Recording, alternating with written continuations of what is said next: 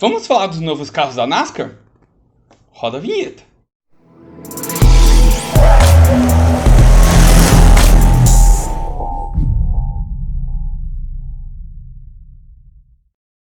Olá, amigos! No vídeo de hoje eu vou falar das profundas mudanças preparadas para o carro da NASCAR, o Next Gen ou Gen 7, que vão mudar completamente o conceito de como se dirige esse carro.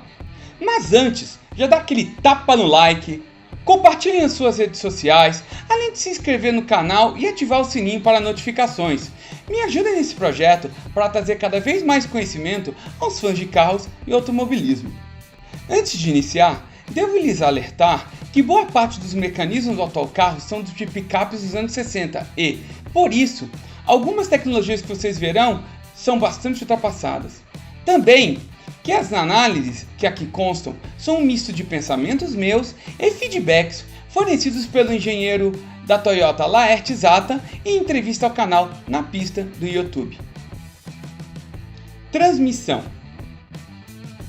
Deixará de existir a transmissão de 4 marchas que foram baseadas na picape Chevrolet C10 do ano de 1968 e que podia ser visto no Opala 4 marchas até o começo dos anos 80 aqui no Brasil.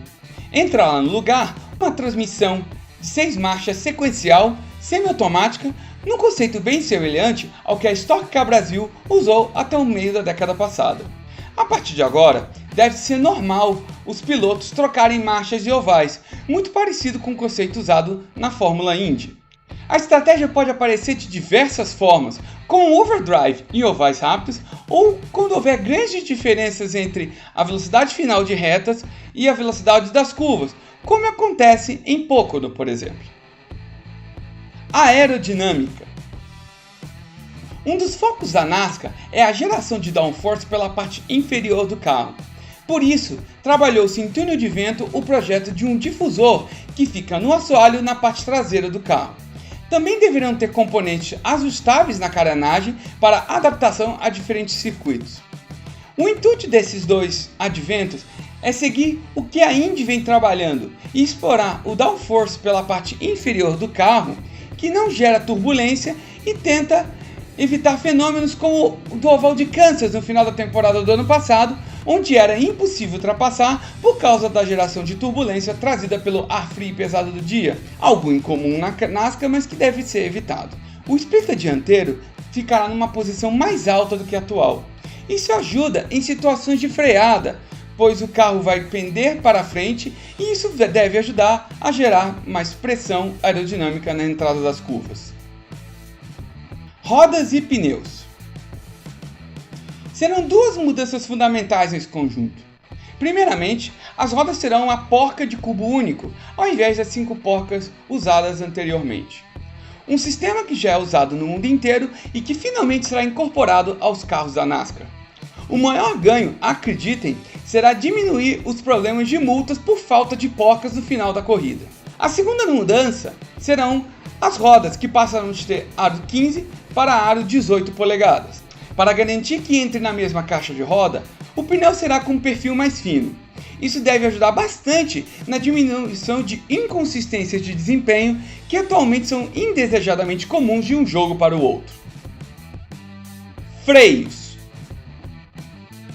Assim como o tamanho das rodas, os freios poderão crescer igualmente. Os freios já estavam num tamanho grande o suficiente para as rodas, mas se mostravam ineficientes para conter a inércia do carro, que pesa 1.450 kg. Com rodas maiores, os freios também poderão crescer e vão se mostrar mais eficientes, especialmente em situações de circuitos mistos e também ovais curtos. Sistema de direção. A partir do ano que vem, será o fim da chamada caixa de direção, implemento usado apenas em picapes e caminhões de grande porte, sendo a mesma estrutura desde o projeto dos anos 60. Vai mudar para o sistema de pinhão em cremalheira, muito semelhante com os carros de rua atuais. O principal problema reclamado pelos técnicos da NASCAR com esse sistema é que a caixa de direção dava muito problema de acerto de convergência das rodas nas curvas, pois sempre tinha algo que criava algum tipo de divergência. Chegaram a relatar que, para atingir o mínimo de convergência desejado, Às vezes eram necessárias as trocas de materiais dos mecanismos dentro da caixa para conseguir obter os resultados esperados. Suspensão. A suspensão atual usa um sistema de barras fixas, semelhante à caminhonete Chevrolet C10 de 1965, presas à área central do carro, se movendo como um único grande e pesado sistema. Com isso, o eixo fixo movia as rodas juntas, de modo uniforme e em igual intensidade. No Next Gen, terá uma suspensão independente, mais parecida com os carros esportivos de corrida atuais, que permite condições independentes entre as rodas para cada curva e, dessa forma, também trabalhar com acertos independentes. É uma das mudanças mais esperadas pelos técnicos da categoria, pois, muitas vezes, era necessária algumas atitudes um pouco reprováveis no sentido da engenharia para conseguir a convergência e dirigibilidade apropriada, como, por exemplo, propositadamente torcer de leve o eixo traseiro todo. Chassis. Uma das mudanças seria no escapamento, que tinha sido colocado para um lado só e vão voltar para os dois, visualmente falando. Mudaram para um lado porque o escapamento passava debaixo da posição do piloto e esquentava demais a região. Nos testes, foi reclamado o mesmo problema do passado e deverão resolver isso através do isolamento térmico mais reforçado na área inferior ao centro. O intuito é puramente visual, para arremeter aos carros de rua e, pela simetria, agora que teremos circuitos mais mistos. Em resultados práticos, não haverá ganho de desempenho, mas foi relatado um barulho mais encorpado ao motor, que particularmente acho mais interessante. Além disso, se fala que a NASCAR quer adotar um fabricante igual para todos, da mesma forma que a Indy faz.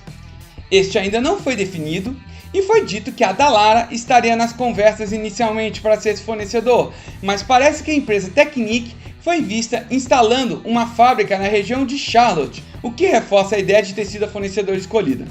Ainda não se sabe se será apenas a área do habitáculo ou será o carro todo fabricado pela empresa. Uma das mudanças faladas devem ser as barras que sustentam e protegem o motor, as transversais e laterais. Outra mudança será nas áreas laterais da carenagem, que serão maiores e devem ajudar a gerar mais aderência ao carro. A NASCAR também não definiu se os chassis deverão ser os mesmos para a temporada inteira ou mantido o sistema de hoje.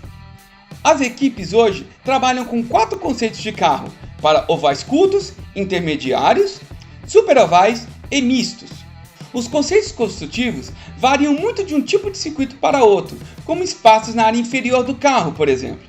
Pensando em custos, o ideal mesmo seria reduzir tudo para um chassi só e talvez seja isso que a categoria esteja pensando no momento.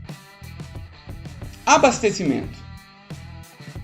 Deveremos ter o fim do cilindro de abastecimento e a adoção de sistema de reabastecimento com mangueira e clipe de conexão, semelhante ao usado na INSA atualmente. Outra medida adotada, pensando na modernização de um sistema que já está para muito obsoleto. Motorização. Existe um interesse genuíno da NASCAR em hibridização dos motores, mas acredito que ainda deva demorar um pouco. Como ainda não anunciaram nada mais técnico e aprofundado a respeito, particularmente acho difícil que saia antes de 2025, pensando no mínimo necessário de 2 anos para o projeto. Até lá, ficaremos na atual configuração 5.8 litros V8, que traz admiração e saudosismo aos fãs, mas já é pra lá de obsoleta. Afinal de contas, é a mesma tecnologia empregada há quase 80 anos. No geral, após os testes, os pilotos elogiaram bastante o comportamento do carro, que tende a sair menos de dianteira e ter um comportamento mais uniforme na entrada de curva. Essa dirigibilidade, aliás, foi algo muito criticado no Car of Tomorrow de 2008, e parece que deram a devida atenção nessa versão. E aí galera, gostaram? Deixe aqui nos seus comentários, sugiram ideias, curtam, compartilhem e sigam as redes sociais. Um grande abraço a todos!